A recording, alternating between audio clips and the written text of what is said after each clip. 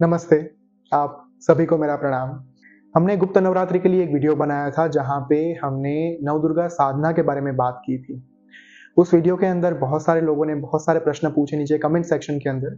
तो आज हमने सोचा कि गुप्त नवरात्रि शुरू हो जाए, उससे थोड़े दिन पहले आपके उन सारे प्रश्नों के जवाब दे दिए जाएँ क्योंकि कन्फ्यूजन के साथ या फिर संशय के साथ मैं नहीं चाहता कि आप अपनी साधना शुरू करें। और इसी वजह से आज ये जो पूरा वीडियो होगा, वो आपके जितने भी आध्यात्मिक प्रश्न गुप्त नवरात्रि वाले वीडियो के अंदर पूछे गए हैं, उस प्रश्नों के उत्तर आपको इस वीडियो में मिलने वाले हैं। तो सबसे पहला प्रश्न यहाँ पे पूछा गया है कि क्या ये साधना विदाउट फास्टिंग यानी कि उपवास रखे बिना हो सकती है? बिल्कुल हो सकती है। ऐसा कोई नियम है नहीं कि आपको नवदुर्गा साधना के दौरान जो है वो उपवास रखना है या फिर आपको किसी प्रकार का परहेज रखना है खाने-पीने में। लेकिन हाँ, इतना ज़रूर है कि जब आपकी कोई साधना चल रही होती है, उस वक़्त पे आप जितना हो सके उतना सात्विक भोजन जो है उसका सेवन करिएगा, ताकि आपकी जो ऊर्जा है, आपकी जो एक मनोवृत्तियाँ हैं, वो सही दिशा में रहे और आप अपनी साधना के ऊपर ध्यान दे पाएँ, कॉन्संट्रेट कर पाएँ। ओके, एक बहुत ही कॉमन क्वेश्चन ये भी आया कि हमारे जो साधक हैं, वो साधक मान लीजिए अगर भारत में नहीं रह रहे हैं, क्योंकि बहुत सारे लोग ऐसे भी हैं जो यूएस से जुड़े हुए हैं, यूके से जुड़े हुए हैं, डच यूरोपियन डच टाइम के मुताबिक भी लोग पूछ रहे हैं कि हम कौन से टाइम पे ये साधना कर पाएंगे। आपको आपके वहाँ पे जो टाइम ज़ोन है, उसी टाइम ज़ोन को फ़ॉलो करना होगा। आपको भारत के टाइम या फिर टाइम ज़ोन के बारे में देखने जाने की ज़रूरत बिल्कुल नहीं है। मान लीजिए अगर आप यूएस में हैं या फिर आप यूके पर हैं या फिर आप जर्मनी, ऑस्ट्रेलिया, सिंगापुर, मलेशिया वगैरह कहीं भी कोई भी जगह पर हैं, आपको सिर्फ़ और सिर्फ़ आप जिस स्थान पर हैं, जिस राज्य में हैं, जिस कंट्री में हैं, उसी के टाइम ज़ोन को ध्यान में रखना है, ना कि भारत के टाइम ज़ोन को। तो आपने मान लीजिए वहाँ के टाइम ज़ोन के हिसाब से रात को साधना शुरू की, रात को अनुष्ठान किया, तो रात को ही अनुष्ठान करना होगा फिर। ये नहीं कि भारत के टाइम के हिसाब से आपने वहाँ पे अनुष्ठान करना शुरू किया। और फिर 9 के 9 दिन आपको उसी टाइम पर अनुष्ठान करना होगा। वो टाइम जो है वो चेंज नहीं हो सकता। अगर हो सके तो उसी टाइम पर, उसी समय पर अनुष्ठान के लिए बैठने का प्रयास करिएगा और बाद में सुबह जो है वो होगा आपका यज्ञ। और आपको अपनी साधना के लिए, मंत्र जप के लिए जब आप रात को बैठेंगे, उस वक़्त पे आपको 1 घंटे का समय लग सकता है और सुबह यज्ञ के लिए भी आपको 1 घंटे का समय रख के चलना होगा और इसी हिसाब से आपकी जो नवदुर्गा साधना है, वो चलती रहेगी। एक प्रश्न ये भी आया था कि क्या हम सिर्फ़ अनुष्ठान करें, रात का जप करें और सुबह हम यज्ञ ना करें, मानसिक यज्ञ जो ओम स्वामी के द्वारा किया जाता है साधना ऐप पर, वो अगर हम ना करें तो चलेगा? देखिए, साधना तब ही परिपूर्ण मानी जाती है जब आप मंत्र जप के साथ-साथ यज्ञ कार्य करें। इसी वजह से अगर रात को आप अनुष्ठान कर रहे हैं, मंत्र जाप कर रहे हैं, तो सुबह आपके लिए बहुत ही ज़्यादा फलदायी साबित हो सकता है कि आप यज्ञ भी करें।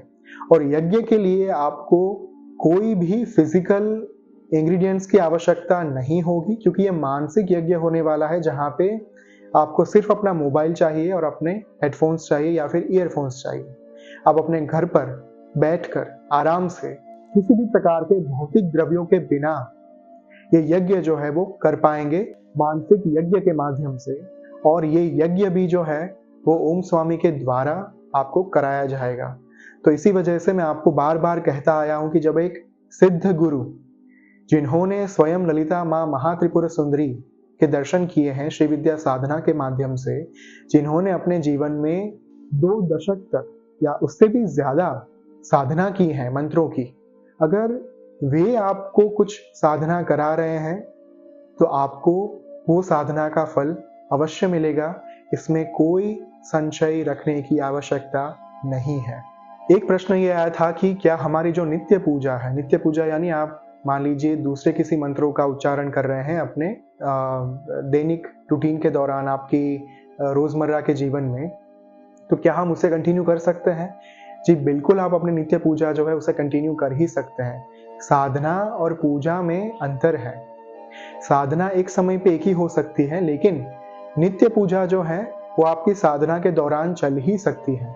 तो मान लीजिए नवदुर्गा साधना के लिए आपको रात में मंत्र जप के लिए आप बैठ रहे हैं और सुबह आप यज्ञ के लिए बैठ रहे हैं, तो पूरे दिन में कभी भी आप जो नित्य पूजा है, दूसरे किसी मंत्र का उच्चारण जो आप अपने रोजमर्रा के जीवन में कर रहे हैं, वो आप कंटिन्यू कर सकते हैं। उसे रोकने की कोई आवश्यकता बिल्कुल नहीं है। तो आप निश्चिंत होकर अपने अन्य मंत्र जो हैं जीवन में जो आप चांट कर रहे हैं, उच्चारण कर रहे हैं, उसका प्रयोग कंटिन्यू रख सकते हैं, चालू रख सकते हैं उसे। अगर हमारे घर पे किसी की मृत्यु हुई है बहुत टाइम पहले, तो क्या हमें 1 साल के लिए रुकना चाहिए साधना करने के लिए, या फिर अभी हम साधना शुरू कर सकते हैं? देखिए, ना तो सूतक के लिए एक व्यक्ति को रुकना चाहिए और ना तो मेंस्ट्रुएशन के दौरान रुकना चाहिए। ये दोनों सिचुएशंस ऐसी है जहाँ पे आपको अपनी साधना रोकनी नहीं है। और जब मैं ये कह रहा हूँ, तब आई वेरी वेल नो कि बहुत सारे लोगों को ये लगेगा कि मैं पौराणिक जो साधना पद्धति है उसका खंडन कर रहा हूँ, लेकिन ऐसा बिल्कुल नहीं है। क्योंकि ये बात स्वयं मेरे गुरु ओम स्वामी के द्वारा कही गई है कि आपको सूतक के दौरान भी आपको अपनी साधना जो है वो रोकनी नहीं है, और मेंस्ट्रुएशन के दौरान भी एक स्त्री जो है वो अपनी साधना कर ही सकती है। तो अगर आपके घर में किसी की मृत्यु हुई है, तो आपको 1 साल तक रुकने की आवश्यकता बिल्कुल नहीं है। आप नवदुर्गा साधना से अपनी साधना की यात्रा जो है वो शुरू कर सकते हैं। इसमें कोई दो राहें नहीं है। क्या आप वर्क के लिए जब ट्रैवलिंग कर रहे हैं तब ये साधना कंटिन्यू रखी जा सकती है? जी बिल्कुल कर सकते हैं आप। आपको सिर्फ इतना ही ध्यान में रखना है कि जो समय आपने पहले दिन पे तय किया है, सुनिश्चित किया है, वो समय पे आप अपनी साधना कंटिन्यू करें। बाकी ये बात की परमिशन दी गई है यहाँ पे कि जब आप ट्रैवलिंग कर रहे हैं, जब आप प्रवास कर रहे हैं, तब एक स्थान पर बैठकर साधना कर पाना मुमकिन नहीं है। तो उसी वजह से आपको मन में कोई चिंता नहीं रखनी है, मन में कोई संशय नहीं रखना है, और ये भी नहीं करना है कि सिर्फ ट्रैवलिंग की वजह से आप साधना ना करें। आप ट्रैवलिंग के दौरान साधना कर सकते हैं, चाहे आप होटल में रुके, अपने रिलेटिव के वहाँ पे रुके, चाहे आप बस में हो, ट्रैवलिंग के दौरान आप कार में हो या फिर फ्लाइट में हो, आप नवदुर्गा साधना कंटिन्यू कर ही सकते हैं। और ये बात सिर्फ नवदुर्गा साधना को लागू नहीं होती, ये कोई भी साधना के दौरान आप कर सकते हैं। तो ट्रैवलिंग के दौरान आपके प्रश्न का उत्तर ये है कि डेफिनेटली साधना हो सकती है। एक प्रश्न ये आया था कि साधना के दौरान हमारा रहन-सहन कैसा होना चाहिए, हमारी लाइफ़स्टाइल कैसी होनी चाहिए? देखिए, हो सके उतना सात्विक रहन-सहन के साथ एक सात्विक लाइफ़स्टाइल के साथ रहने का प्रयत्न करिएगा। आपको मांस, मदिरा वगैरह जो तामसिक पदार्थ है, तामसिक द्रव्य हैं, उनसे दूर रहना है। सामुद्रिक भोजन आप नहीं ले सकते, यानी कि सी फूड आप नहीं ले सकते, आप अंडे नहीं खा सकते। और मान लीजिए अगर गलती से आप कहीं पे आउट ऑफ इंडिया हैं, और आउट ऑफ इंडिया तो ये रहता है कि आपको पता नहीं चलता कि ये भोजन में अंडे हैं या नहीं हैं, तो अगर गलती से आप कुछ पदार्थों का सेवन कर रहे हैं, तो मन में कोई अपराध बोध रखने की आवश्यकता नहीं है। कोई भी गलती ऐसी नहीं होती जो आपको साधना करने से रोक पाए। तो अगर गलती हो जाए, साधना करने की आवश्यकता नहीं है। मन ही मन ईश्वर से इतनी क्षमा मांग लीजिएगा कि मुझे पता नहीं था, मुझे जानकारी नहीं थी, मुझे इस अपराध के लिए क्षमा कर दीजिए, बात खत्म हो गई। तो आप मन में ये नहीं रखना है कि अरे अब तो ये मुझसे गलत हो गया, अब मेरे साथ क्या होगा, अब मेरे जीवन में उथल-पुथल मच जाएगी, अब बहुत बुरी चीजें होंगी मेरे साथ। ऐसी कोई भ्रमणा में नहीं रहना है आपको, क्योंकि एक ईश्वर अपने संतान को कभी दंड ऐसे नहीं देते। जो लोग बात करते हैं ना कि साधना या फिर मंत्रों के उच्चारण के वक्त हमसे कोई गलती हो गई, और साधना जो है वो आप गलती के साथ नहीं कर सकते। देखिए, वो जो रूल है वो वामाचार साधना, कौलाचार साधना में ज्यादा लागू होता है। जब आप एक तामसिक साधना कर रहे हैं, जिस साधना की प्रकृति ही तामसिक है, जिस साधना में मांस, मत्स्य, मदिरा, मुद्रा, मैथुन वगैरह पंच मकार जो है हमारे, उनका उपयोग हो रहा है, उन साधना के दौरान या फिर जो साधना आप तामसिक भाव के साथ कर रहे हैं, उन साधनाओं में ज़्यादा ध्यान रखना होता है। बाकी जो साधना सात्विक भाव के साथ हो रही है, सात्विक पदार्थों के साथ हो रही है, उसमें अपराध होना तो बहुत स्वाभाविक है। और इसी वजह से आपने देखा होगा साधना के अंत में अपराध क्षमापन मंत्र दिया गया है। अपराध सहस्त्राणि क्रियन्ते अहर्निशं मया दासोऽयमीति मां मत्वा क्षमस्व परमेश्वर। आवाहनं न जानामि विसर्जनं पूजां चैव न जानामि क्षम्यतां परमेश्वर। मंत्रहीनं क्रियाहीनं भक्तिहीनं सुरेश्वर यत् पूजितं मया देव परिपूर्ण तदस्तु मे। अगर आप साधना ऐप के माध्यम से अपनी साधना कर रहे हैं, चाहे वो कोई भी साधना हो, नवदुर्गा साधना हो, गणपति साधना, गायत्री साधना, माँ महादेवी की कोई साधना, महालक्ष्मी की साधना, भगवान देवाधिदेव महादेव की कोई साधना, राम साधना, कृष्ण साधना या फिर हनुमान की कोई साधना, अगर आप साधना ऐप पर कर रहे हैं तो वहां पे तो शास्त्रोक्त विधि विधान के अनुसार ही आपको मंत्र दिए गए हैं। और फिर भी वहां पे आपको अंतिम मंत्र के तौर पर अपराध क्षमापन मंत्र जो है वो दिया ही गया है। तो आपको मन में कोई चिंता रखने की आवश्यकता नहीं है। आपके ऊपर या फिर आपके जीवन के ऊपर, आपके परिवार के सदस्यों के ऊपर किसी भी प्रकार का बुरा प्रभाव नहीं होगा।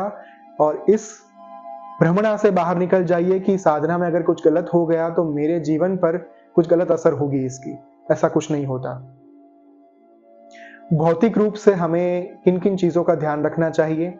देखिए, भौतिक रूप से आपको एक नियम का पालन करना आपके लिए बहुत जरूरी है। अगर आप हो सके तो ये 9 दिन ब्रह्मचर्य के नियम का पालन अवश्य करिएगा, क्योंकि वो जो एक ऊर्जा है उसे जागृत करने के लिए ब्रह्मचर्य के नियम को शास्त्रों में एक सुनिश्चित चीज बताई गई है, एक नियम बताया गया है कि आपको इस नियम का पालन तो अवश्य करना है।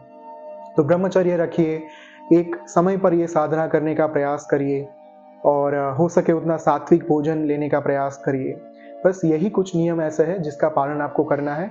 उसके अलावा अगर कुछ भी अपराध हो जाए, कुछ भी इसमें गलतियां हो जाए, तो भी आपको कोई मन में चिंता रखने की आवश्यकता नहीं है। और इसलिए मैं बार बार कह रहा हूँ, क्योंकि बहुत सारे लोग हर बार हर वीडियो में आकर यही बात करते हैं कि हमसे अगर उच्चारण में कुछ गलती हो गई, हमसे अगर हमारी जो लाइफस्टाइल है, हमारा जो रहन सहन है, उसका पालन करने में कुछ चूक हो गई तो क्या होगा।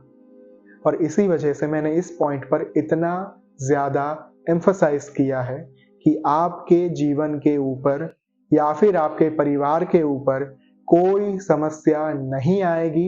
ये बात मन में आप बसा लीजिए। देखिए, एक प्रश्न ये भी आया था कि क्या हमारी साधना के दौरान हमें प्याज और लहसुन का त्याग करना चाहिए? अगर आप कर सकते हैं तो करें।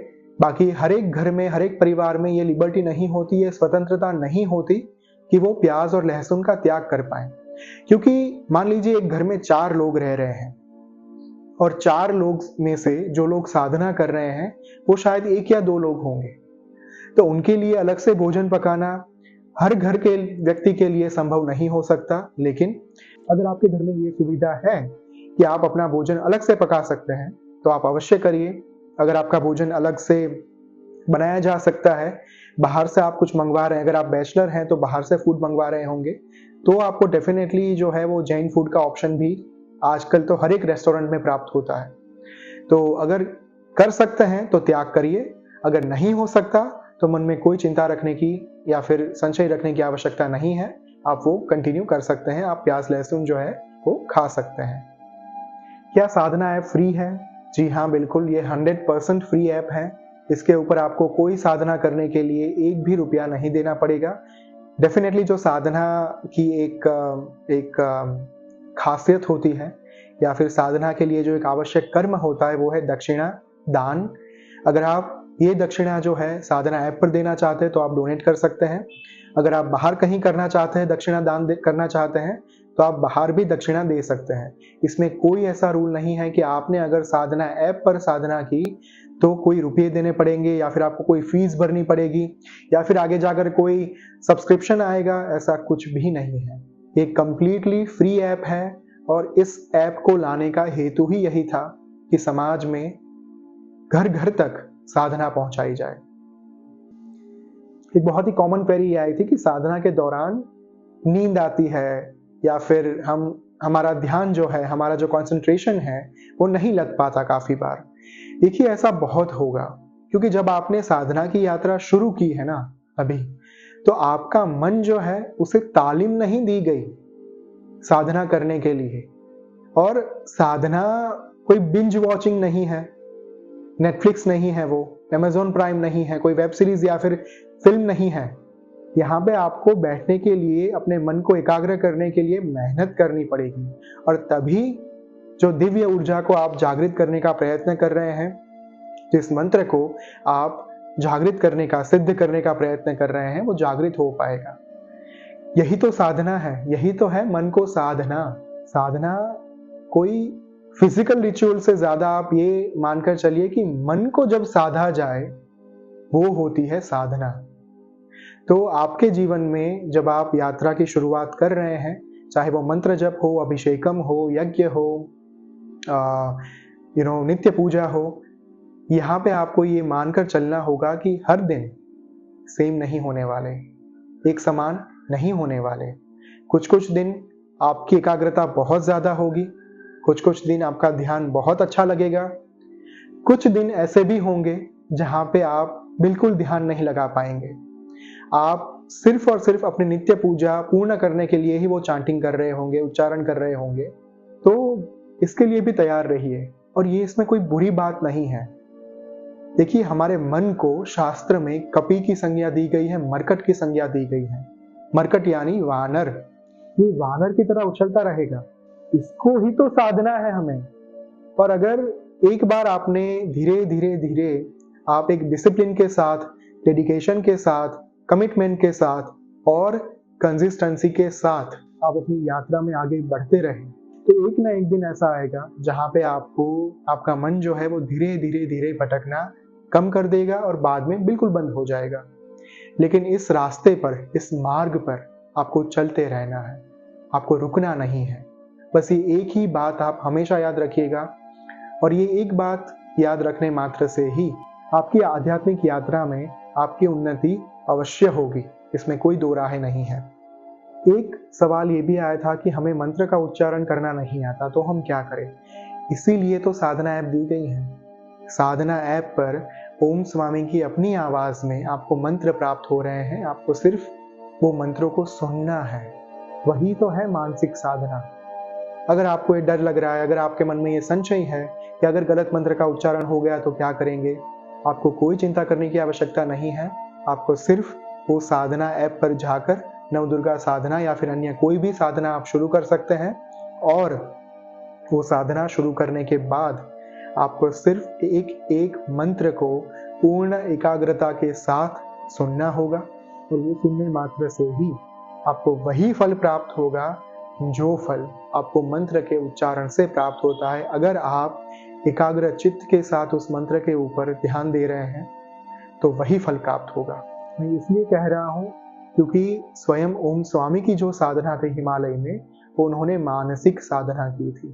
उनके पास वहाँ पे इतनी हजारों फीट की ऊंचाई पर यज्ञ की सामग्री नहीं थी, उनके वहाँ पे यज्ञ कुंड नहीं था, तो उन्होंने अपनी साधना मानसिक तौर पर की। अंतर्मुख समाराध्या बहिर्मुख सुदुर्लभा, ललिता सहस्त्रनाम में कहा गया है। जितना अंतर्मुखी होकर साधना करेंगे, जितना आप जो भौतिक द्रव्यों के ऊपर आपकी जो डिपेंडेंसी है, वो डिपेंडेंसी आप जितनी कम करने के बाद अंतर्मुखी होकर, इंट्रोवर्ट होकर साधना करेंगे, उतना ज्यादा आपकी साधना जो है वो फलीभूत होगी। तो आपको मन में ये संशय नहीं रखना है कि मंत्र नहीं आते, मंत्र का उच्चारण नहीं आता तो क्या करेंगे? कोई बात नहीं। आपको सिर्फ और सिर्फ साधना ऐप पर दिए गए मंत्र जो है वो कान में ईयरफोन लगाकर आप सुने, समग्र साधना, समस्त साधना को आप वैसे ही पूर्ण करें और आपको वही फल प्राप्त होगा जो फल आपको अपने मुख से उच्चारण किए गए मंत्रों से प्राप्त होता है। पीरियड्स के दौरान, मेंस्ट्रुएशन के दौरान क्या घर में दिया जलाया जा सकता है? मैंने अगेन इस प्रश्न का आंसर दे दिया था पहले ही कि आप पीरियड्स के दौरान भी वैसे ही साधना कर सकते हैं जैसे कि आप अपने रेगुलर लाइफ में अपनी नित्य साधना के दौरान जैसे आप बैठते हैं साधना करने के लिए दिया जलाकर आसन लेकर, वैसे ही आप अपने घर में दिया जला सकते हैं, इसमें कोई दो राय नहीं है। पीरियड्स के दौरान भी कोई अलग नियमों का पालन करने की आवश्यकता बिल्कुल नहीं है। क्या एक नॉर्मल इंसान, एक सामान्य व्यक्ति ये साधना कर सकता है? बिल्कुल कर सकता है। जो बिगिनर साधक हैं, जो इंटरमीडिएट साधक हैं, जो एडवांस्ड साधक हैं, सभी प्रकार के साधक नवदुर्गा साधना को कर ही सकते हैं। एक प्रश्न आया था कि मैंने सुना है कि नवान्न मंत्र बहुत ही ज्यादा भयानक होता है, खतरनाक होता है उच्चारण करने के लिए और उसे दीक्षा के बिना उच्चारण नहीं किया जा सकता। देखिए, ऐसी कोई भ्रमणा में आपको फंसने की आवश्यकता नहीं है और जितना ज्यादा आप आध्यात्मिकता को कॉम्प्लिकेटेड करेंगे ना, उतना ही ज्यादा आप उसमें उलझते जाएंगे।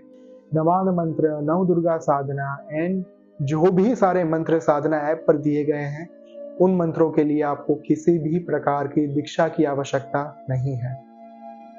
हमने एक बात कही थी कि नवदुर्गा साधना के पश्चात ही भगवान श्री उच्छिष्ट गणपति की साधना हो सकती है, क्योंकि it is like a prerequisite साधना।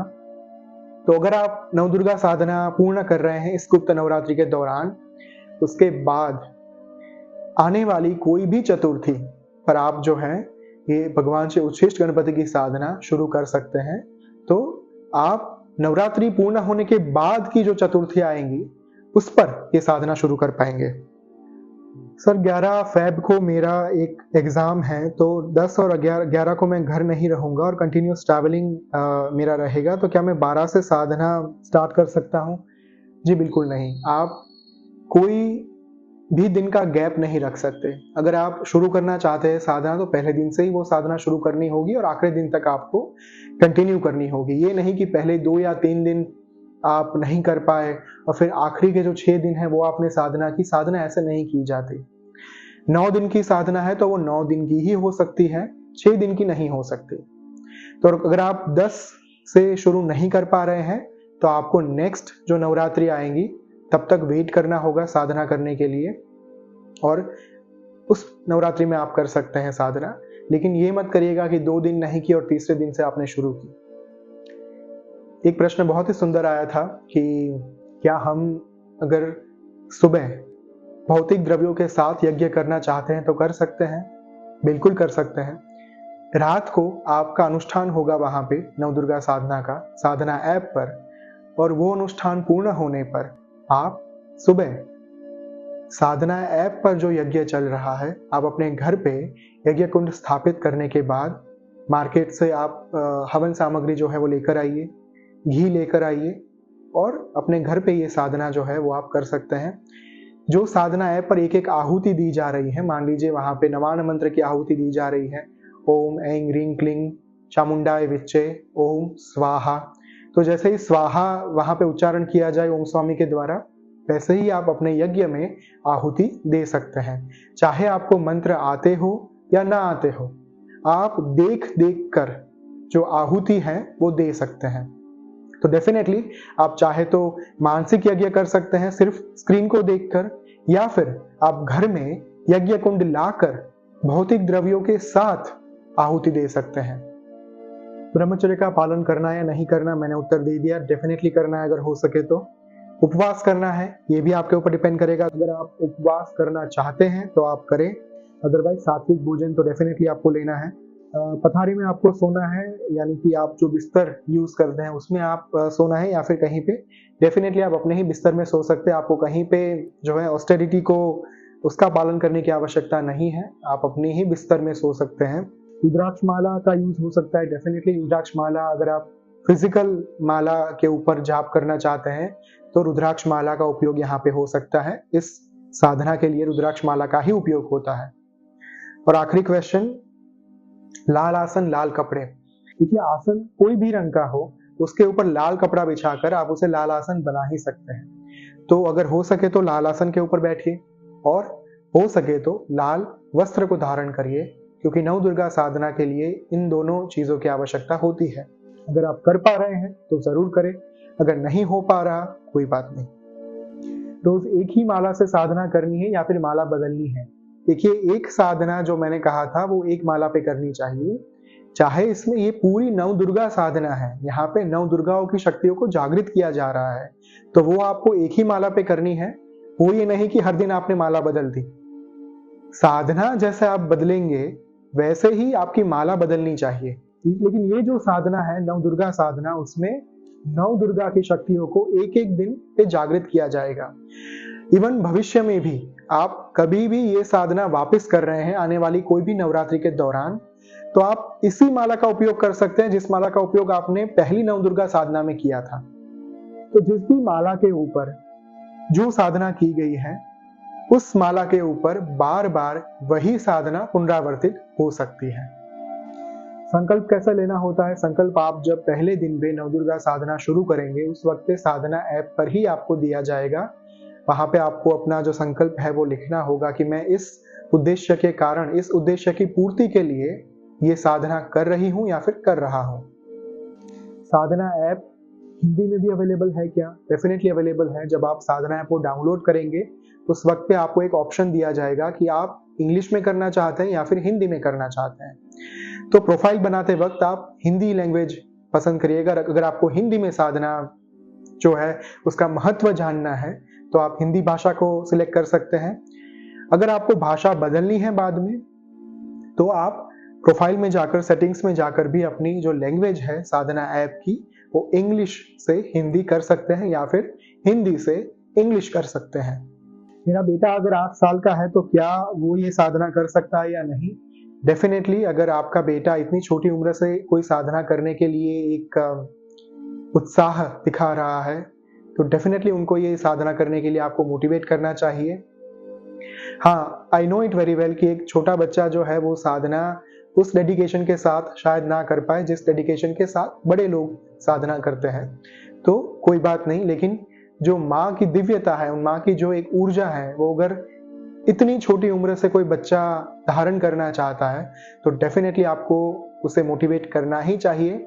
वो आपके साथ बैठकर ये साधना अवश्य कर सकता है।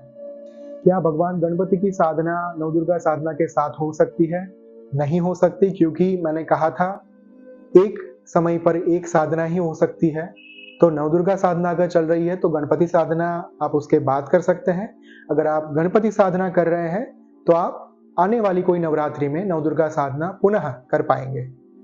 एक व्यक्ति ने हमसे ये पूछा है कि मैं 10 महाविद्या के मंत्र का मानसिक जाप जो है वो कर रहा हूँ पिछले कुछ सालों से, तो क्या मैं 10 महाविद्या साधना कर सकता हूँ नवदुर्गा साधना की बजाय? मेरा यहाँ पे उत्तर इतना ही होगा कि आप पहले अपना मूल जो है, अपना जो बेस है, वो अच्छे से क्रिएट करें। अगर आपको ये लग रहा है कि हाँ, मेरा बेस स्ट्रांग हो चुका है, मजबूत हो चुका है, तो फिर उसके ऊपर घर का निर्माण करिए, क्योंकि महाविद्या बहुत ही सुदीर्घ और तीव्र साधना होती है।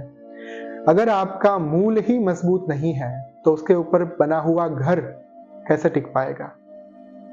तो आप नवदुर्गा साधना करें, उसके बाद गणपति और गायत्री साधना करें। ये दो साधना आपके मूल को मजबूत बनाने का काम करेगी।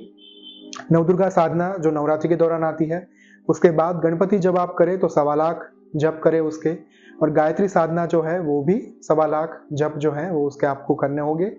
उसके बाद अगर आप चाहते हैं तो गुरु साधना करने के बाद महाविद्या साधना की ओर आप आगे बढ़ सकते हैं। और एक आखिरी प्रश्न, मैं अपने स्केड्यूल की वजह से अगर नहीं कर पाता साधना, जो है रात को मैं अनुष्ठान कर रहा हूँ, लेकिन सुबह अपने काम की वजह से मैं नहीं कर पाता यज्ञ, तो मैं क्या करूँगा? देखिए, ऐप के मुताबिक आप जो पिछले दिन का जप है, मान लीजिए आपसे यज्ञ जो है वो मिस हो गया है, आप चूक गए हैं यज्ञ करना, तो आप पिछले दिन का जो जप था वो रिपीट कर सकते हैं, उसे पुनरावर्तित कर सकते हैं। लेकिन ध्यान यही रखना है कि रात को आप जप करें और प्रतिदिन आप सुबह जो है वो यज्ञ करें। 10 तारीख से शाम को आपका मंत्र जप शुरू होगा और 11 तारीख को सुबह पहला यज्ञ होगा। तो आप बस यही बात ध्यान में रखिएगा कि चाहे आपका वर्क शेड्यूल जितना भी कॉम्प्लिकेटेड क्यों ना हो, थोड़ा जल्दी उठकर 45 मिनट का टाइम जो है 45 मिनट्स का, वो आप दीजिए यज्ञ के लिए, क्योंकि यज्ञ के बिना कोई साधना पूर्ण नहीं हो सकती। तो यही थे हमारे Q&A, और आई रियली होप मैंने आपके जो प्रमुख प्रश्न थे, जो कॉमन क्वेरीज थी, उनका मैंने उत्तर दिया होगा। और आने वाली नवरात्रि में आपकी ये जो नवदुर्गा साधना है, वो माँ से मेरी यही प्रार्थना रहेगी कि आपके लिए बहुत फलीभूत हो और आप अपने जीवन में जो कुछ भी प्राप्त करना चाहते हैं, वो माँ की कृपा और माँ के आशीर्वाद से आपको प्राप्त हो और आगे जाकर बहुत सारी साधना आप कर पाएँ। आध्यात्मिक यात्रा पर चलते रहें, रुकना नहीं है, कोई भ्रमणा में नहीं फँसना है। जितनी हो सके उतनी ज़्यादा साधना करनी है, डेडिकेशन के साथ, कंसंट्रेशन के साथ, कमिटमेंट के साथ। और यही मेरा आपके लिए एक शुभ संदेश भी होगा आने वाली नवरात्रि के लिए। Wish you all a very happy Navratri. Thank you. ओम श्री मात्रे नमः।